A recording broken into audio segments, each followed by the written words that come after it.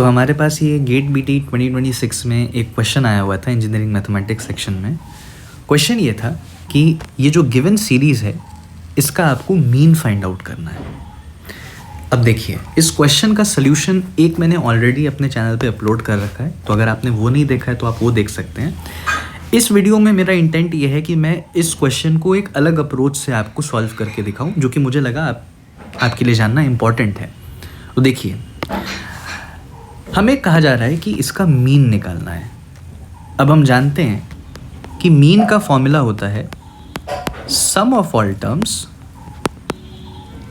Divided by total number of terms, कि यहाँ कितनी क्वांटिटीज़ है।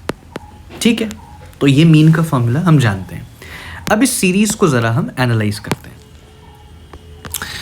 हमें दिया हुआ है 0.01, 0.02, 1 तक। तो मैं क्या करता हूँ ना, लास्ट के कुछ 1 से पहले के 3-4 टर्म्स लिखने की कोशिश करता हूँ। देखिए, 0.01 के बाद 0.02 आया है, मतलब कि ये 0.01 का इंक्रीमेंट है। ठीक है, यानी जो अगला टर्म है वो पिछले वाले टर्म से 0.01 से बढ़ गया।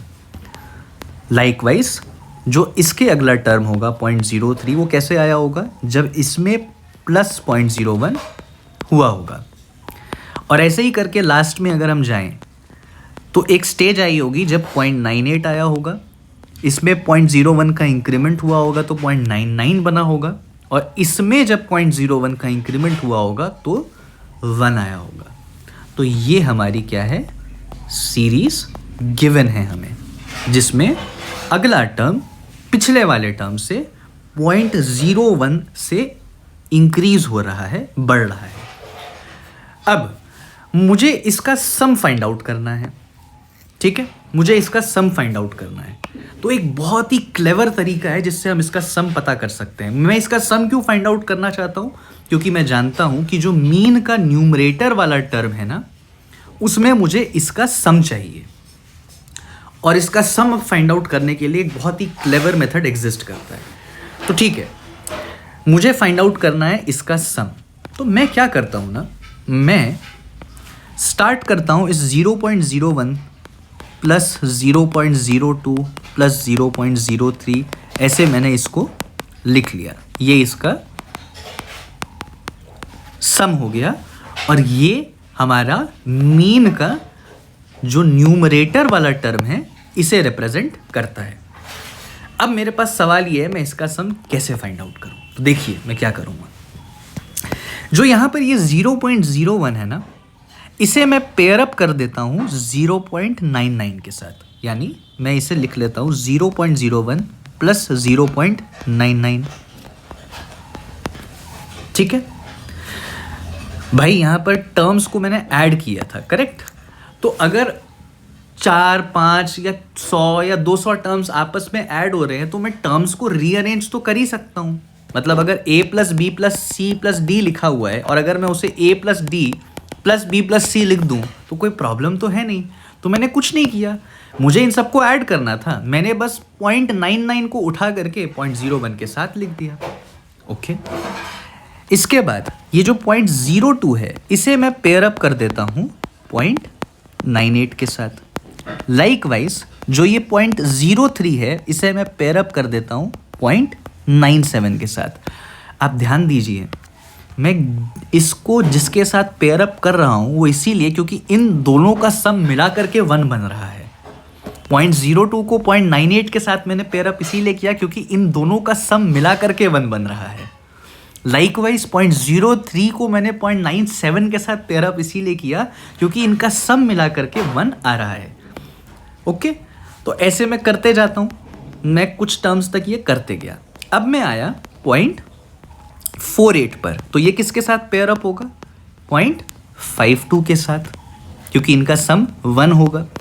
0.49 किसके साथ पेयर अप होगा, 0.51 के साथ। लेकिन जो 0.50 आएगा इसके पास कोई और टर्म नहीं है जिसके साथ पेयर अप होकर के ये 1 बना पाए।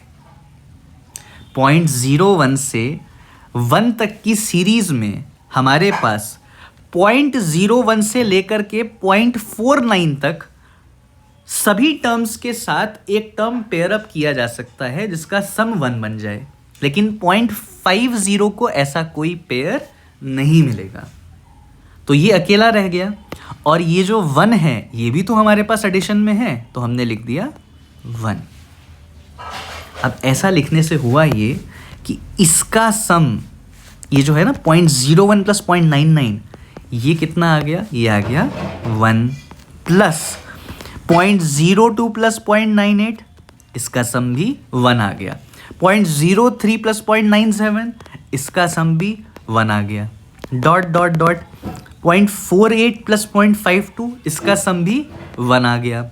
0.49 प्लस 0.51, इसका सम भी 1 आ गया, प्लस 0.50 प्लस 1, ये हमारा सम ऑफ ऑल टर्म्स हो गया। अब सवाल ये उठता है, ये 1 कितनी बार ऐड हुआ है, ये 1 कितनी बार ऐड हुआ है?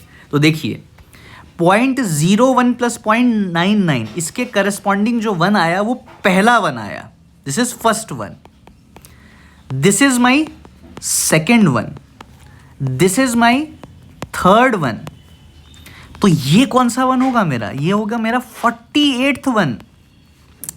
ये जो नंबर फर्स्ट लिखा है ना, इसके करस्पॉन्डिंग जो पहला 1 वाला टर्म होगा उसका एक टर्म 0.01 है, सेकेंड वाले 1 का पहला टर्म 0.02 है, तो जो 48th 1 होगा उसका पहला टर्म 0.48 होगा, 49th 1 का 0.49 होगा। तो 1 यहाँ पे ये 49 टाइम्स आ रहा है, और एक 1 यहाँ पर है और एक 0.50 ये है, तो इसका सम हो जाएगा 49 प्लस 1 प्लस 0.50 विच इज 50.50। और ये आपका क्या आ गया? ये आ गया मीन का जो न्यूमरेटर वाला एक्सप्रेशन है, सम ऑफ ऑल टर्म्स, इस सीरीज का जो सम है ये है 50.50। तो मेरे पास क्या आ गया? मेरे पास न्यूमरेटर आ गया मीन का, मेरे पास न्यूमरेटर आ गया मीन का, मेरे पास ये आ गया सम ऑफ ऑल टर्म्स। अच्छा, टोटल नंबर ऑफ टर्म्स कितने हैं ये? तो आप इस सीरीज को ध्यान से देखिए, ये फर्स्ट टर्म है, ये सेकंड टर्म है, ये थर्ड टर्म है, ये 98th टर्म है, ये 99th टर्म है, और ये 100th टर्म है। तो यानी मेरे पास 100 टर्म्स हैं। तो अब अगर मैं 50.50 को 100 से डिवाइड करूंगा तो माई आंसर विल बी 0.505। तो इस क्वेश्चन में मेरा बस इंटेंट ये था कि आपको उस स्टैटिस्टिक्स वाले सवाल को मैं एक ऑल्टरनेटिव तरीके से अप्रोच करना दिखा सकूं।